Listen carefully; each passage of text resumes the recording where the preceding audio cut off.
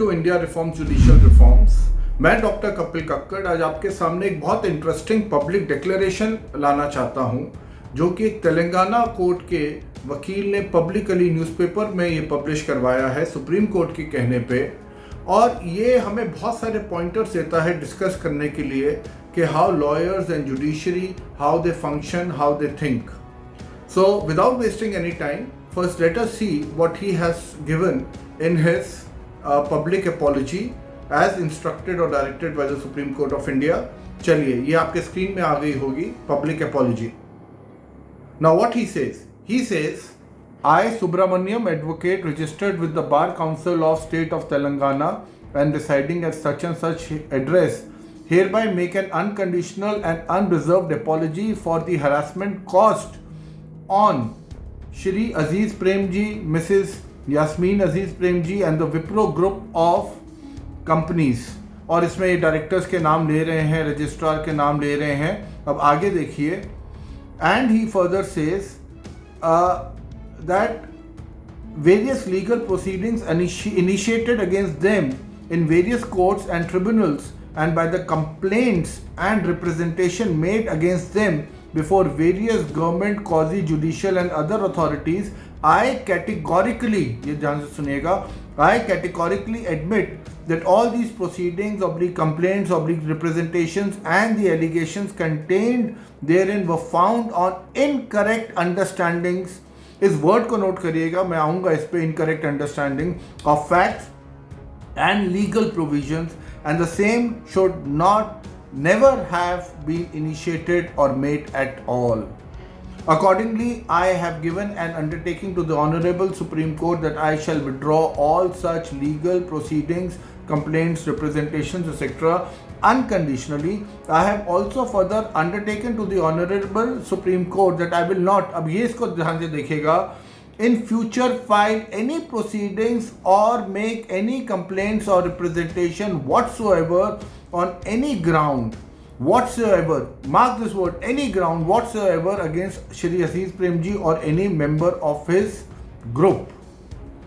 तो जैसे आपने ये देखा यहाँ पे, he says I will not make any further complaints। He's given that undertaking to the Supreme Court of India कि मैं इस ग्रुप के अगेंस्ट मैं आगे से कोई भी कंप्लेंट फाइल नहीं करूंगा।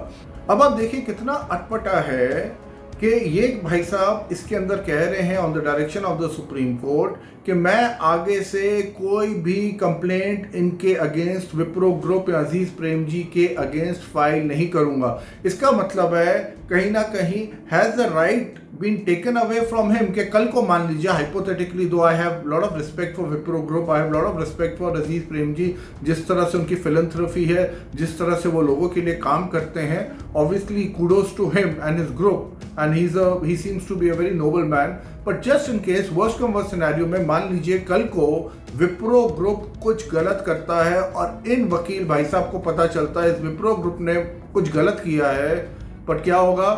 ये तो कोर्ट जा ही नहीं सकते, ये तो कोर्ट में दाखिल कर ही नहीं सकते कोई अपील, या ये तो कल को शायद किसी भी तरीके से कोर्ट को ये बता ही नहीं सकते। क्यों? क्योंकि इन्होंने यहाँ पे एक पब्लिक नोटिफिकेशन दे दिया। अगर सुप्रीम कोर्ट ने ये इनको बोला है तो ये वाकई में बहुत खराब चीज़ है। आप किसी के ऊपर भी ब्लैंकेट बैन कवर कैसे लगा सकते हैं? और नॉर्मली यही होता है कोर्ट्स के अंदर कि जो सुप्रीम कोर्ट ऑर्डर पास कर देते हैं वो पूरे देश की जनता पे एक तरह के ब्लैंकेट बैन लग जाता है, जबकि सिचुएशंस अलग होती है, सर्कमस्टांसेस अलग होते हैं, सर्कमस्टांसेस कीप ऑन चेंजिंग। पर सुप्रीम कोर्ट जैसे इंस्टीट्यूशंस अगर इस तरह की हरकत करते हैं, it shows their IQ level, how these जजेस they think. That is one point. Secondly आप देखिए कि ये भाई साहब कहते हैं, जो ये वकील साहब है, इनकरेक्ट अंडरस्टैंडिंग उस वजह से इन्होंने विप्रो को बहुत हरास किया, अलग अलग कोर्ट्स में लेके गए, अलग अलग जगह लेके गए। इसका मतलब है वकीलों के पास ये वेपन होता है कि ये किसी को भी चाहे हरास कर सकें। अगर इनको क्लाइंट ज़्यादा पैसे देता है तो ये क्लाइंट से पैसे लेके भी झूठे केसेस बना सकते हैं, झूठे दलीलें दे सकते हैं, झूठी सबमिशंस कर सकते हैं, और एक आम आदमी इनजस्टिस जुडिशरी और जजेस के सामने घुटने टेक लेता है, क्योंकि इनको सो कॉल्ड हमारी गवर्नमेंट या कॉन्स्टिट्यूशन ने, जिसको ये खुद अब्यूज करते हैं, उसकी प्रोटेक्शन ये ले लेते हैं। तो look at the paradox, look at what is happening here. एक तरफ जो वकील है वो कितनी मैनिपुलेशन करता है, ये कोर्ट देखता है कि इसने हरासमेंट के लिए वो डाले हैं केसेस, और वो वकील उसमें क्या लिखता है, माय इनकरेक्ट अंडरस्टैंडिंग। मतलब वो ये नहीं लिख रहा कि मैंने जानबूझ के बदमाशी करी, वो ये नहीं लिख रहा कि मैंने जानबूझ के ये सब चीज़ें करी किसी को तंग करने के लिए। वो क्या लिख रहा है, मेरी understanding, my comprehension was not correct and may be my legal knowledge on these matters was not adequate. बताइए। तो this is how these people they wriggle themselves out, this is how these people they tend to, unfortunately, lawyers get out of it. अब तीसरी चीज, ये आप भी जानते हैं, मैं भी जानता हूं, अगर ये अजीज प्रेम जी का केस नहीं होता, एक आम आदमी का केस होता, तो क्या इस तरह की पब्लिक अपॉलॉजी कोई एडवोकेट देता ऑपोजिट पार्टी का या जिसने फाइल किया है? तो क्या इस तरह की कोई डायरेक्शन भी सुप्रीम कोर्ट देता उस आदमी को, उस वकील को, कि आप पब्लिकली पब्लिश करो इस तरह की अपॉलॉजी, अनकंडीशनल अपॉलॉजी? नहीं, क्योंकि अजीज प्रेम जी विप्रो एक बड़ा ग्रुप है, तो यहाँ पे ये सब चीज़ें हो पाई।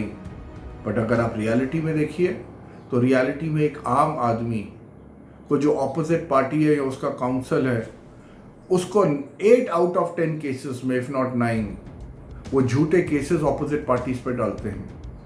और कभी भी कोर्ट ये नहीं कहते उनको कि भैया तुम पब्लिक अपॉलॉजी दो, तुमने गलत केस डाला, तुमने गलत तरीके से चीज़ों को रखा, तुमने हरास किया, ऐसा कुछ नहीं कहते। वो तो कई बार गलत चीज़ों को भी कोर्ट प्रेजुडिस होके अपने इमोशंस या अपने बिलीफ सिस्टम के साथ लेके गलत ऑर्डर भी ये जजेस पास कर देते हैं। तो आप देखिए कि हमारे देश में अगर आप एक इन्फ्लुएंशियल आदमी हैं तो आपको फिर भी जस्टिस मिल सकता है, बट एक आम आदमी है, उसको ये जजेस इंटरेस्टेड नहीं है जस्टिस वगैरह देने में, क्योंकि ये खुद इनजस्टिस के प्रतीक हैं। खुद इन्होंने 450 के, अब तो 4,70,00,000 केसेस हो चुके हैं, जो इन्होंने अभी तक उसके ऊपर कुछ काम नहीं किया। तो मेरा कहने का मतलब है, the time has come that such magnates, such lawyers, जो कि हर लॉयर ऐसे मैनिपुलेट करता है, इनके ऊपर भी एक गाज गिरनी चाहिए।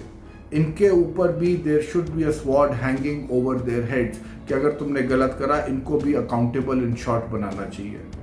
दूसरा, इस देश के अंदर सिर्फ ये जो जजेस हैं, ये सुप्रीम कोर्ट है, जब इनको पता चलता है कि दूसरे लॉयर ने झूठ बोला है, वो क्लाइंट को गलत नहीं ठहराएगा, लॉयर को उसको गलत ठहराना चाहिए, क्योंकि lawyer has to vet everything what the client is saying before presented in front of the court.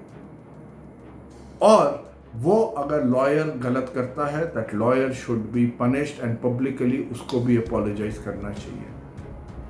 Lastly, अब ये टाइम आ गया है, इस देश के अंदर हम जुडिशियल रिफॉर्म्स लेके आए, जिससे ये बदमाशी जो वकीलों की है या उससे ज़्यादा जजेस की है, और बदमाशी किस चीज़ की है, जो जितने बड़े हाई कोर्ट में है या सुप्रीम कोर्ट में है, उसकी उतनी बदमाशी बढ़ जाती है। तो लोअर कोर्ट के जजेस कम बदमाश होते हैं, if you keep up scaling up, तो सुप्रीम कोर्ट के जजेस से बड़ा बदमाश कोई नहीं हो सकता। इसलिए आज हम लोग सफ़र कर रहे हैं, क्योंकि गवर्नमेंट ऑफ इंडिया कॉन्स्टिट्यूशन के तहत इन लोगों की पावर्स को अमेंड नहीं कर रही है, and these people are having a cake walk. If you like this video, kindly share it far and wide. Thank you so much.